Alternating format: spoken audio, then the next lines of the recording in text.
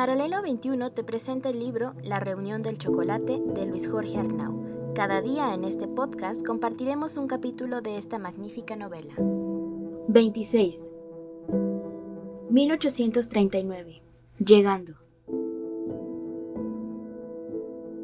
El contorno del camino mostraba las escaras de un pasado incapaz de supurar las heridas de guerra. Las lluvias habían dejado a su paso grandes zanjas al arrastrar las piedras de río amontonadas para nivelar el trazo.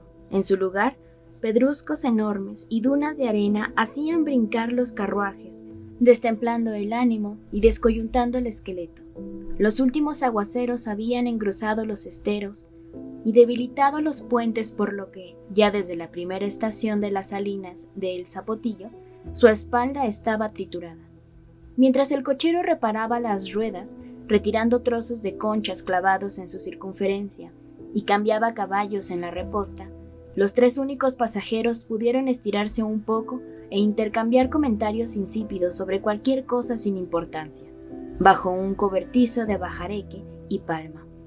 Imposible decirles que él era al mismo tiempo un héroe nacional, un simple campesino y un antiguo convicto, pues no sabía cuál de aquellas tres verdades creerían o con cuál se escandalizarían al instante. Así que prefirió presentarse como un empleado que volvía tras muchos años de velar por interés de hacendados mexicanos en las islas del Pacífico. Bienvenido, espero traiga arrestos de paciencia, pues llevamos apenas unas pocas leguas y falta mucho sol para llegar a Tepic, dijo uno de ellos, quien viajaba con un vistoso sombrero de palma y parecía estar familiarizado con el camino que lo había alejado de un desamor atrabancado, siguiendo como penitencia a un misionero que aseguraba el cielo a cambio de ir a convertir apaches al desierto. Efectivamente, vimos a Dios, pero estaba sufriendo de sed, porque aquello es el infierno, remarcó tras narrar partes de su vida durante el trayecto. Los indios son salvajes y redentos, que nunca se someterán a Dios. ¿Allá también expulsaron a los españoles? Casi a todos, aunque los mexicanos también se han ido expulsando solos. El país se desmorona. Allá no hay la misma noción de patria. No tardarán en tomar el camino de los tejanos. ¿Olvidaron sus compromisos con la República? Puede ser, pero en mi opinión la nueva República es la que olvidó sus compromisos con ellos. Con facilidad, tras la consumación de la independencia, la nueva estructura mostró su incapacidad para hacer gobierno, especialmente en los sitios más distantes. California estaba demasiado lejos para los políticos ambiciosos, que preferían las comodidades y el poder del centro. Los traslados eran eternos y las riquezas aún eran cuestionables. Solo había premio divino para los misioneros. El mando parecía seguir en las mismas manos, aunque vistieran diferente uniforme. Se habían ido los peninsulares, pero se habían quedado los vicios. Nos llevará muchos años aprender a ser país, pero no puedo decirles si, para cuando hayamos aprendido, el país seguirá existiendo. Entre mezquites y cactus, las lomas se fueron acomodando para dificultar la ruta.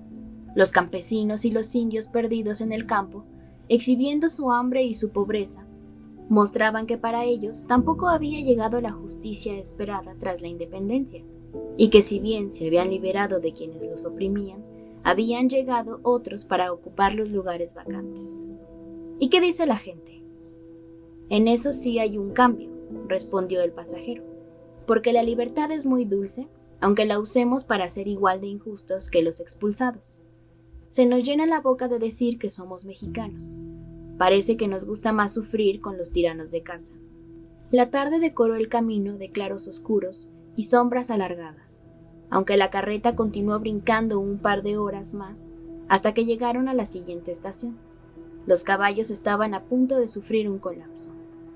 ¿Siguen siendo peligrosos los caminos?, preguntó al ver la noche que se despeñaba frente a ellos. Uno se acostumbra, aunque en estas costas el peligro real no son los salteadores, ni los accidentes, sino los jejenes, que no conocen la palabra tregua. ¿Jejenes? No los conozco. Ya los conocerá en carne propia, amigo. Puede estar seguro de eso, y entonces verá lo que es sufrimiento.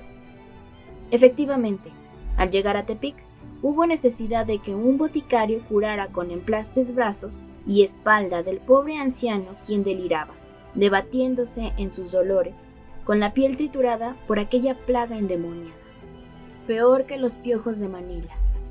Su estado era deplorable, tanto que el curandero le recomendó pasar 3 días o 4 días en reposo antes de seguir hacia Guadalajara, su siguiente parada en la ruta.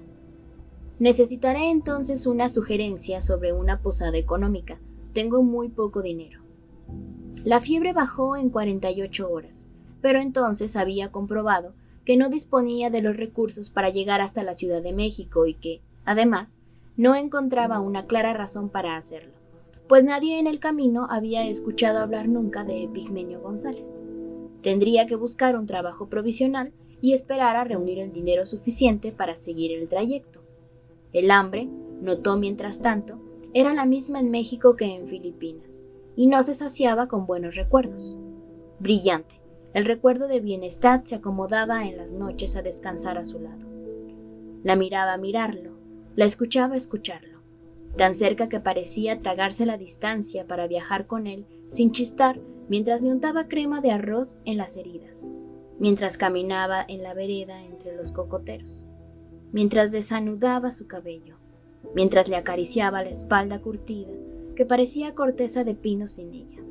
No era más que un huérfano olvidado y sin nombre que no le hacía falta a su país. Escuchó su voz al otro lado del mundo, sin recriminarlo, pero lamentando la terquedad del hombre que amó sin conocer su nombre real. En esos momentos Bienestar estaba, seguramente, viendo las mismas estrellas. En la posada consiguió pagar hospedaje y desayuno con trabajos de limpieza y reparando algunas tejas flojas, pero Tepic no logró ofrecerle un empleo más sólido, por lo que, tras 5 días de descanso, decidió buscar alternativas para trasladarse a Guadalajara. Salió a la orilla del poblado, rezando a los santos de los desesperados y a los de los indefensos, hasta que unos arrieros se compadecieron de aquel anciano de pelo blanco que miraba pidiendo clemencia y lo incluyeron en su grupo, concediéndole espacio en un carretón. Vamos sin prisa, así que no queremos presiones. Yo tampoco tengo citas por cumplir ni horarios para llegar. Si conocen el camino, para mí es suficiente.